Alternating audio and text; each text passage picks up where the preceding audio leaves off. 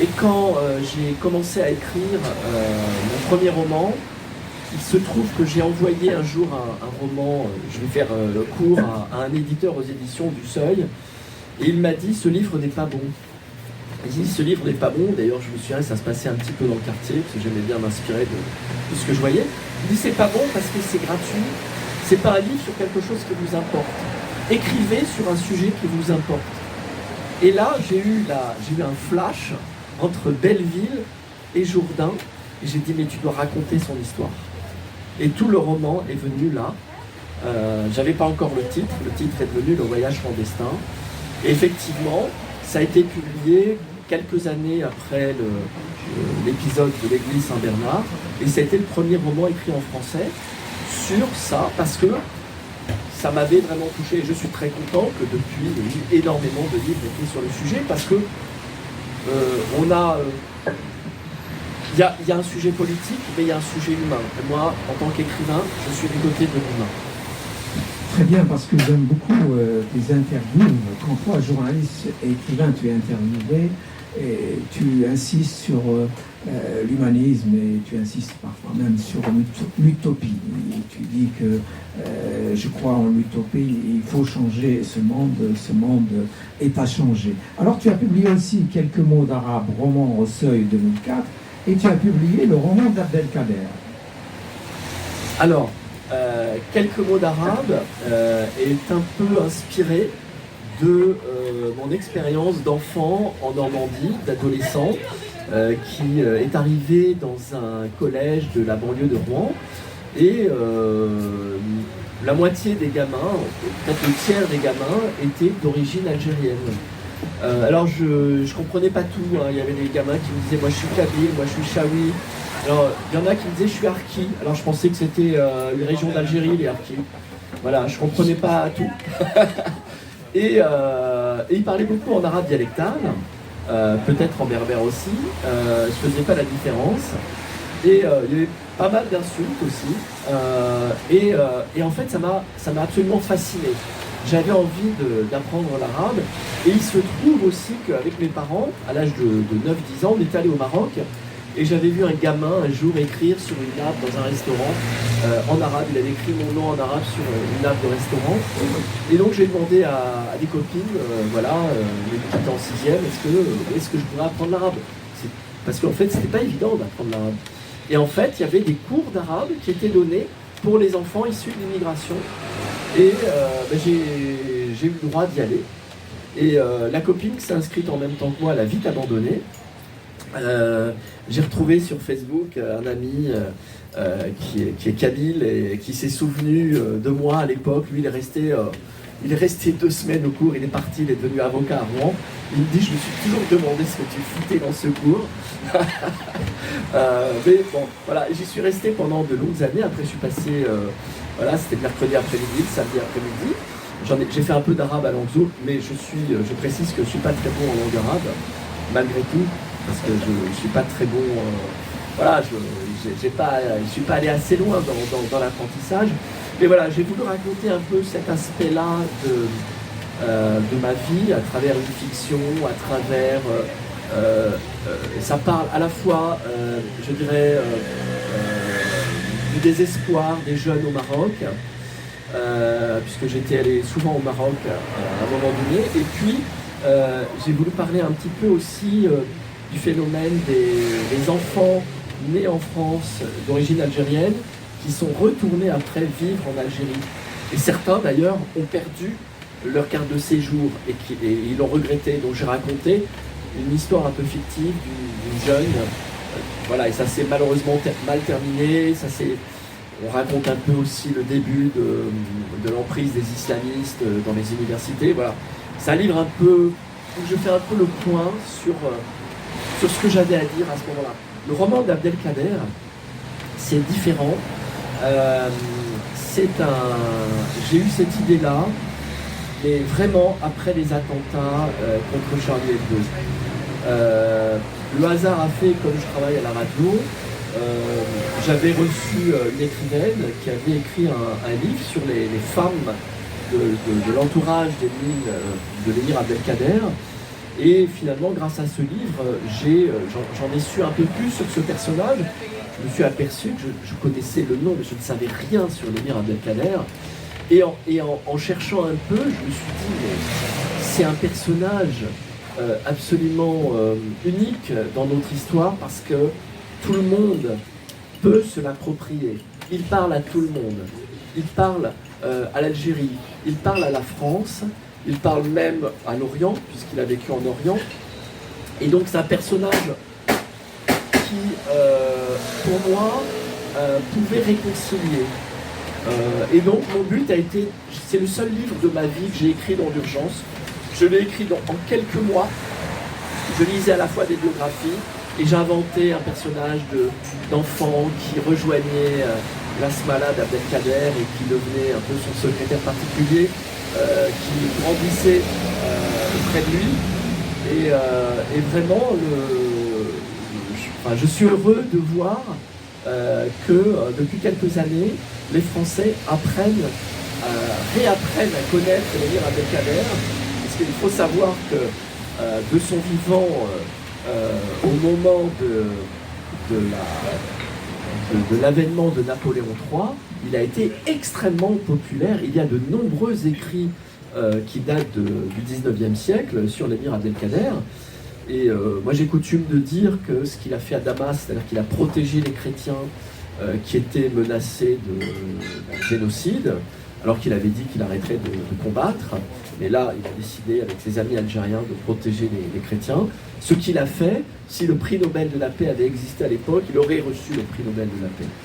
Voilà, et donc je pense que c'est un personnage à redécouvrir pour plein de dimensions, notamment le rapport à l'islam, le soufisme, ce qu'il a fait évidemment pendant la résistance au colonialisme, puisque quand on parle de l'Algérie, Youssef, souvent en France, on parle beaucoup de la guerre d'Algérie.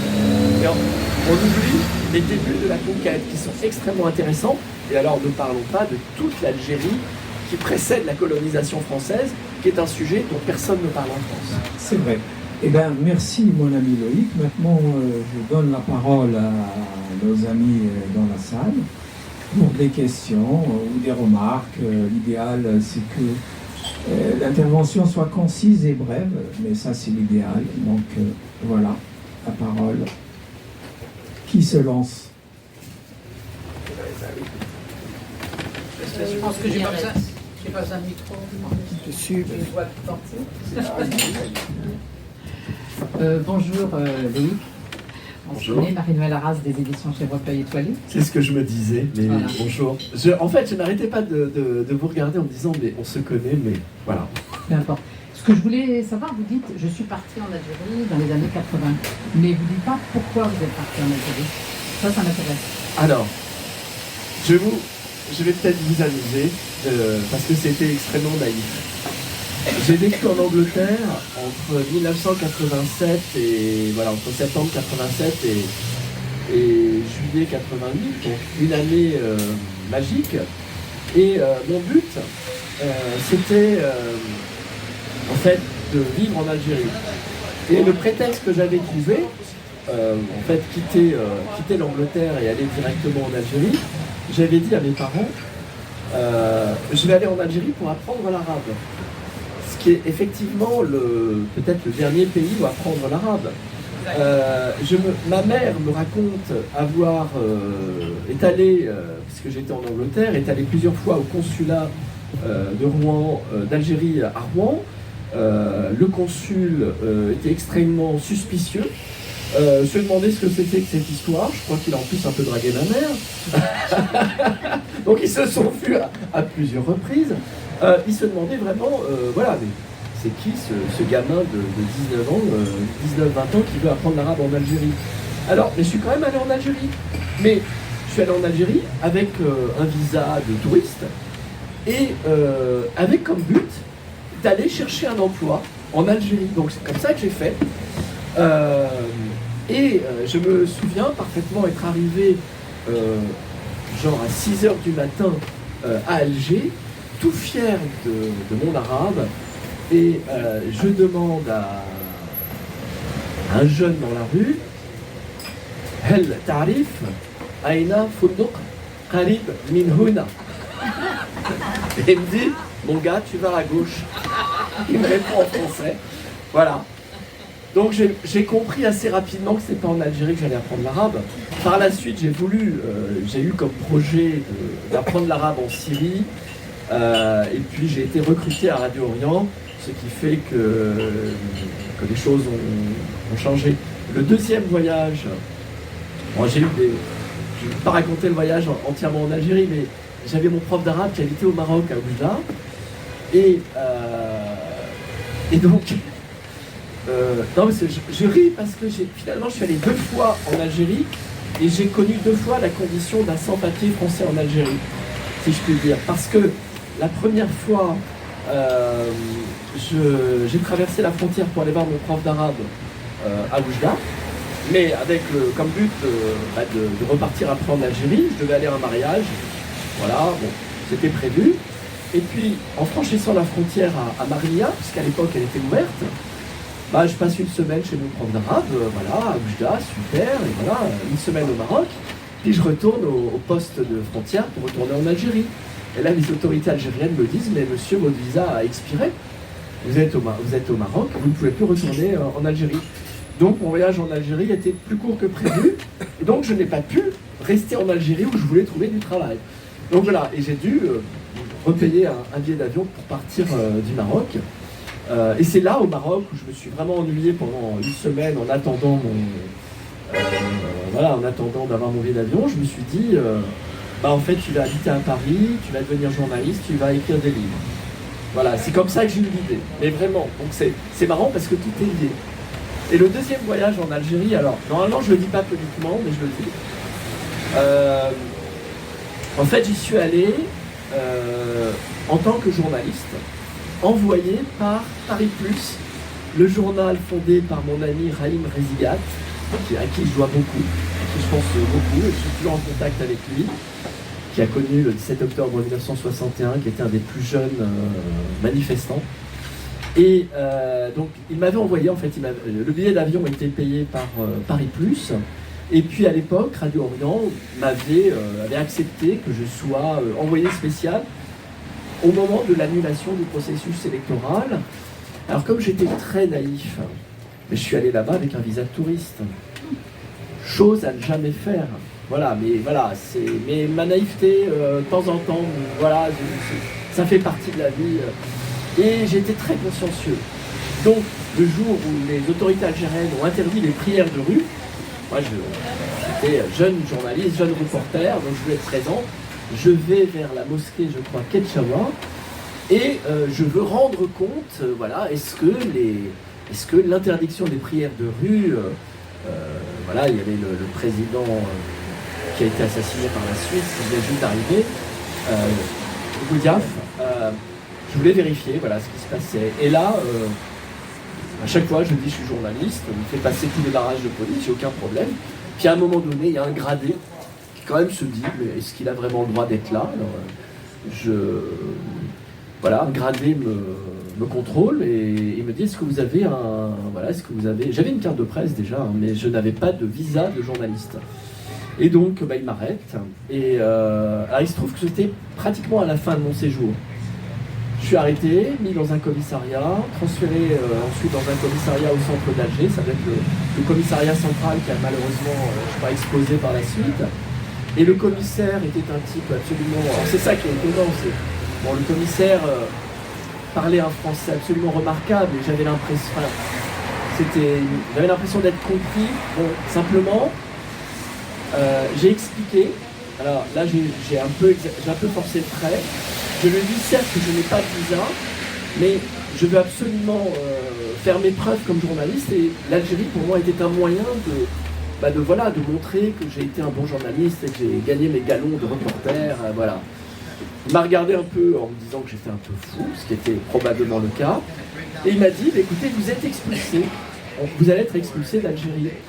Mais j'ai pas été expulsé immédiatement, c'est-à-dire il m'a dit écoutez, on garde votre passeport, vous trouvez un avion à vos frais et on vous expulse dans cet avion. Il se trouve que le premier avion disponible, c'était l'avion que je devais reprendre.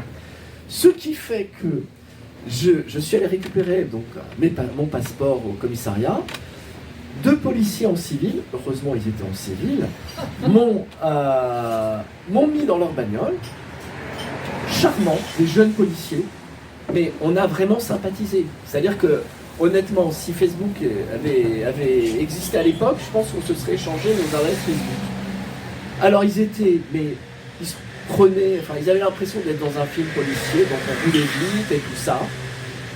J'ai passé la frontière, enfin on ne m'a pas fouillé, je suis rentré avec la valise qui n'a pas été scannée, et ils sont rentrés dans l'avion. Donc ils sont rentrés avec moi dans l'avion, et j'ai été présenté ainsi au pilote. Donc il n'y avait personne dans l'avion, il y avait le pilote, les hôtesses de l'air et moi. Voici le refoulé. Donc j'ai été baptisé de refoulé. Voilà, et je crois que j'ai remercié les policiers en leur disant vraiment vous m'avez expulsé avec beaucoup d'humanité. Je ne sais pas si les policiers français expulsent les Algériens avec autant d'humanité.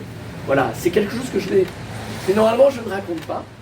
C'est un peu délicat, mais voilà. Merci. Merci. Merci à vous.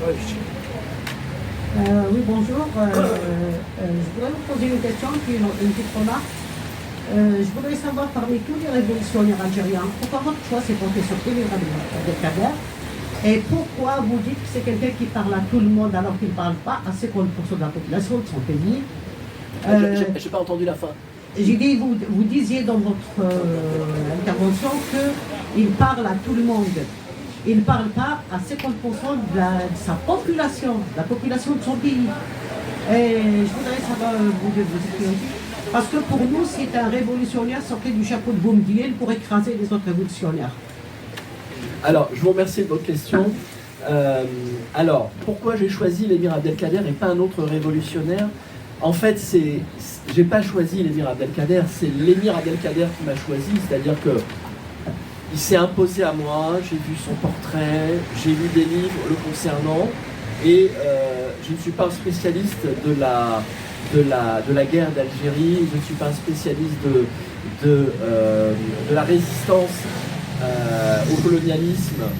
Effectivement, il n'est pas le seul à avoir résisté aux colons français. Il se trouve que c'est celui sur lequel je suis tombé. Et vraiment, voilà. Et j'ai déjà rencontré notamment une personne qui est un jour venue à Radio Orient et qui m'a carrément dit qu'elle détestait l'émir Abdelkader parce que, d'abord parce que en fait, il a arrêté la lutte. Il a arrêté la lutte, il a déposé les armes. Il a vendu son pays, il n'a pas arrêté. Alors, ça c'est une des interprétations que j'admets. Hein. Il y a plein d'interprétations possibles sur ce qu'il a, sur les raisons de sa reddition. Il a été effectivement récupéré, totalement récupéré à l'époque par Napoléon III, qui voulait même lui confier un empire arabe. Voilà, ça n'est pas un personnage qui est sans tâche. Moi, je pense qu'il parle à tout le monde, parce que je ne pensais pas forcément aux Algériens d'Algérie, à tous les Algériens. Quand je dis qu'il parle à tout le monde, je pense qu'il parle notamment à des jeunes issus de l'immigration, à qui on présente toujours, parce que moi c'était ça que j'avais en tête, c'est après Charlie Hebdo. À chaque fois qu'on parle d'une personne d'origine arabe, de musulman, il y a beaucoup de négativité autour de lui dans notre époque. Malheureusement, il n'y a pas beaucoup de héros. On nous présente des héros, il y a peu de héros, je dirais, qui sont des croyants musulmans.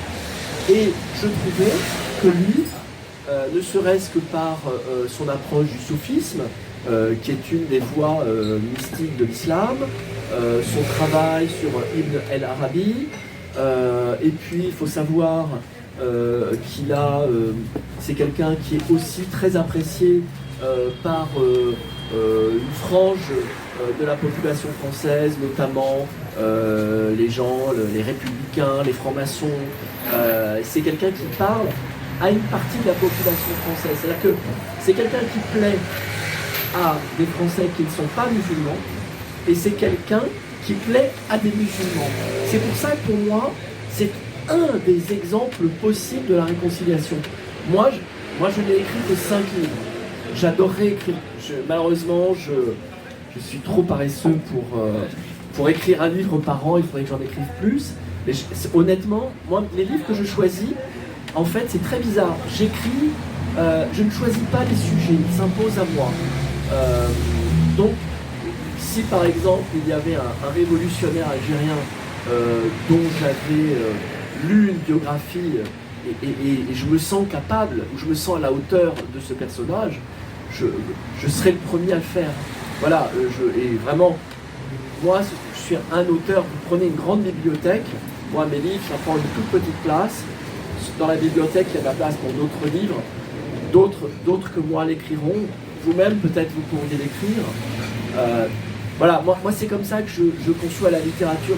Je ne peux pas... je peux pas répondre à la demande, si je peux dire, en fait, à une demande.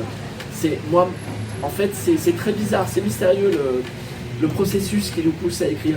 J'ai été touché par quelqu'un que je venais de connaître qui m'a raconté son histoire au Cambodge. Mais c'est devenu un livre, c'est devenu 2 livres, c'est peut-être même un 3e livre bientôt. D'ailleurs, le prochain que j'écris depuis 6 ans va réunir le Maghreb et le Cambodge. J'ai réussi à trouver un personnage qui réunit les 2 pays, c'est assez incroyable. Et c'est encore une histoire d'exil. Monsieur, je vois que l'erreur du 19e siècle des orientalistes français, intellectuels et politiques, perdure. Vous confondez toujours arabe et arabophone. L'émir Abdelkader n'est pas arabe, il est arabophone, c'est un berbère. Mais quand vous parlez du Maroc et d'Algérie, je n'ai pas entendu ce mot berbère. Pour l'émir Abdelkader, votre admiration est due au fait qu'il a sauvé 12 000 chrétiens en Orient, au Liban notamment. Je crois que si c'était des hindous, des bouddhistes, on aurait parlé de moi en Occident. Alors, je sais, Victor Hugo, Delacroix, Napoléon III, tous vous avez commis cette erreur de vouloir nous arabiser de force. Alors, et là, aujourd'hui, on voit que ça perdure, on est toujours des Arabes. Et quand vous parlez de l'Algérie et du Maroc, vous ne dites jamais arabophone, vous dites des Arabes. De Rimbaud, qui a justement écrit sur l'émir Abdelkader, le nouveau duc du Rwanda, et pourtant il disait qu'il était arabe. Ça vient d'où cette je vous remercie de votre intervention. Je suis peut-être victime de préjugés qui ne demandent qu'à être corrigés. Voilà, je ne suis pas du tout un partisan de l'arabisation. Je ne me sens pas un spécialiste.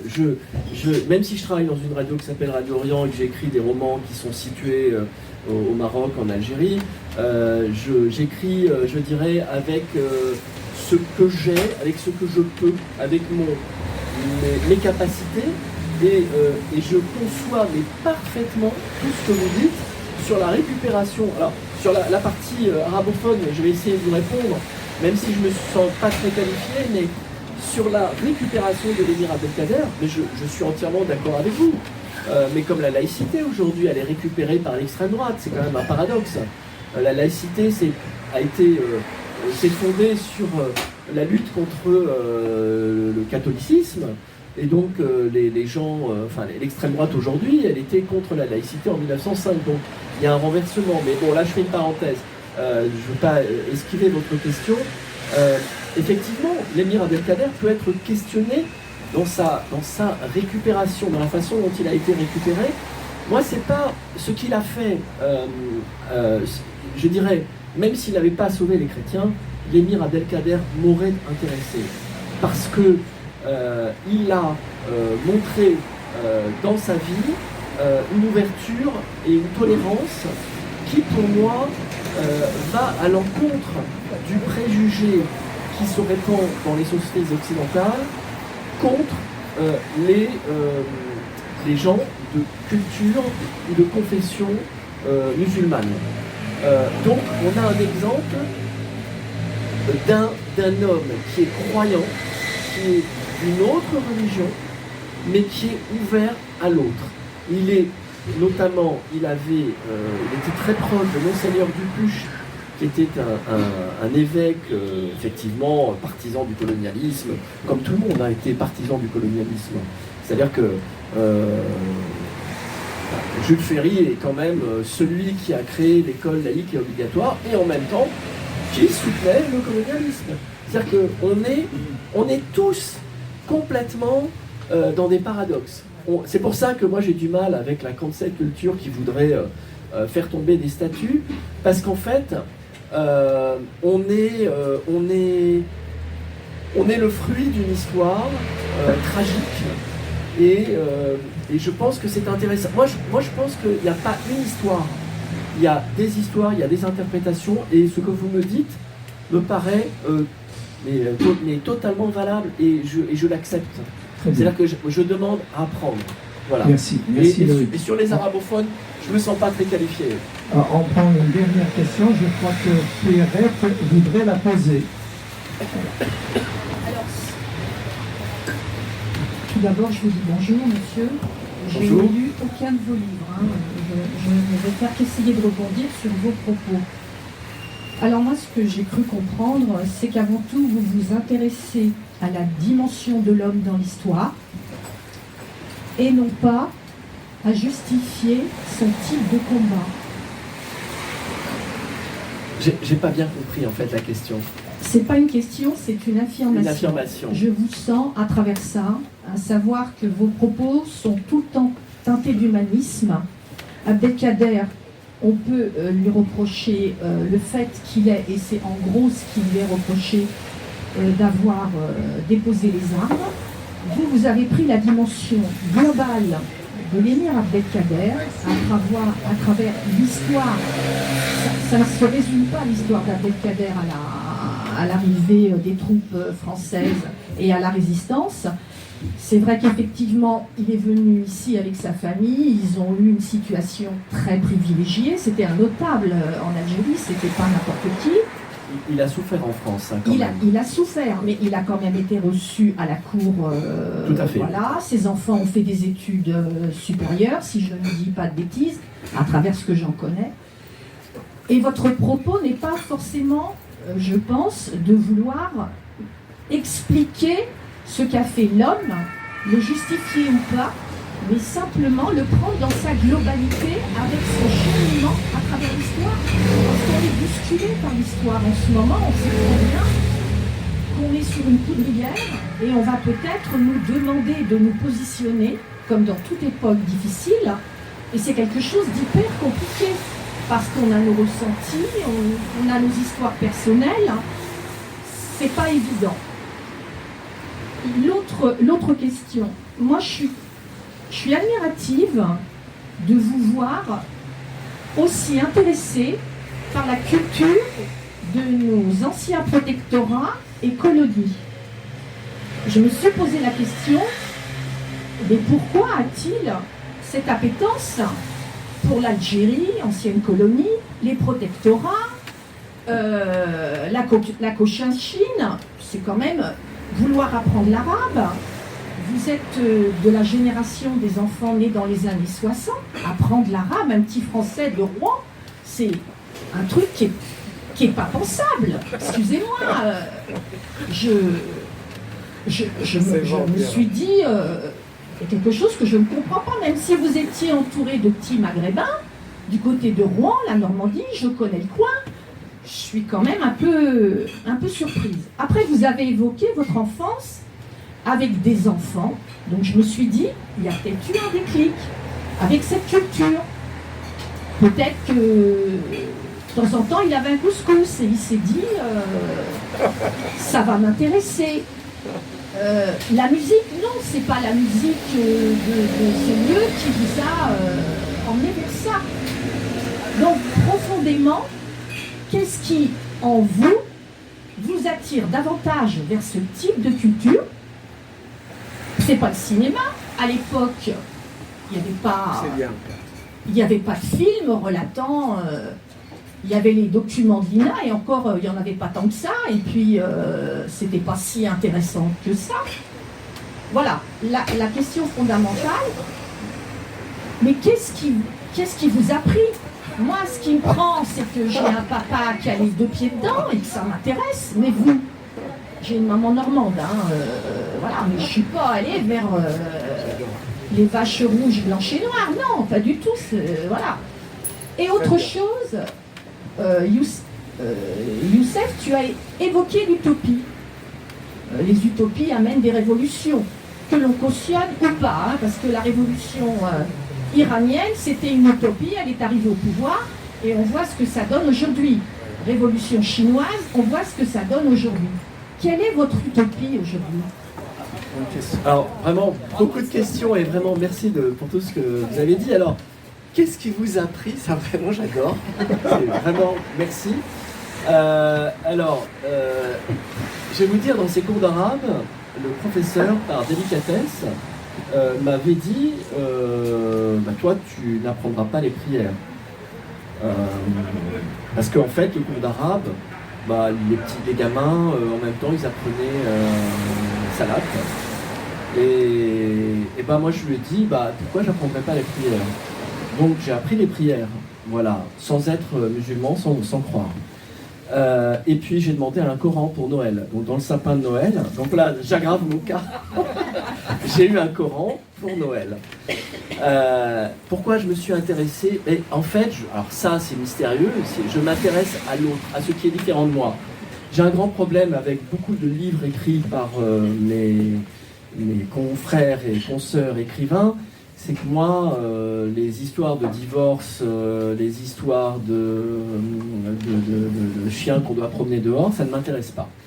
Ce qui m'intéresse, c'est ce que je ne connais pas. Donc, ça peut être effectivement l'histoire.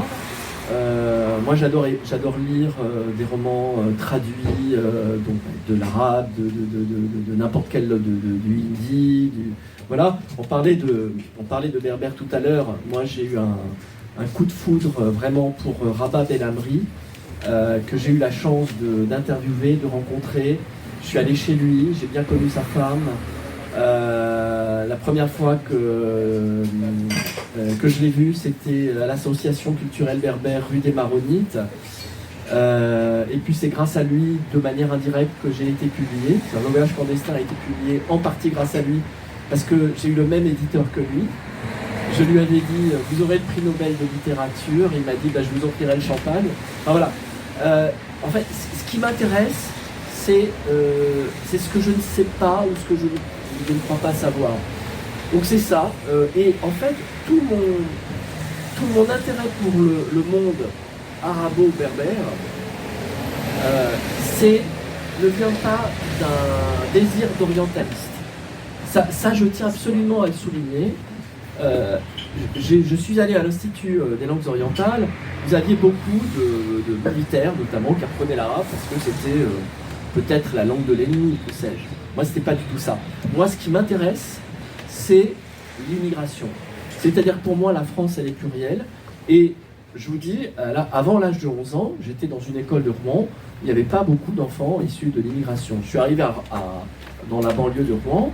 Là, ça a été prégnant, c'était une découverte. En fait, j'ai découvert l'immigration et j'ai compris que c'était lié aussi à la colonisation.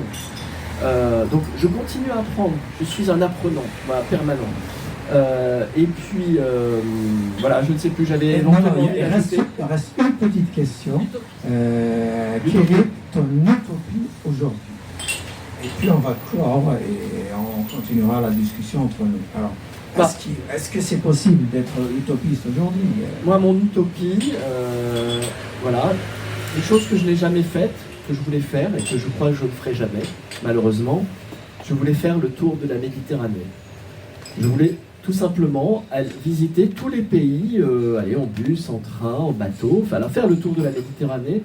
Aujourd'hui, ça n'est pas possible. Ça n'est pas possible pour moi, c'est pas possible non plus pour ceux d'en face, la rive sud. Moi, mon utopie, ce serait que nous sommes dans une époque où les idées circulent, les images circulent. Un gamin va faire un dessin mal interprété, ça va faire une révolte au Pakistan. Tout circule, mais les hommes n'ont pas le droit de circuler. Voilà, moi c'est ça mon utopie. Et malheureusement, je sens qu'on n'est pas prêt de vivre cette utopie. Voilà. Merci mon ami Loïc. Il faut l'applaudir. Merci pour vos questions. Merci à vous tous. Merci beaucoup pour vos questions. Merci.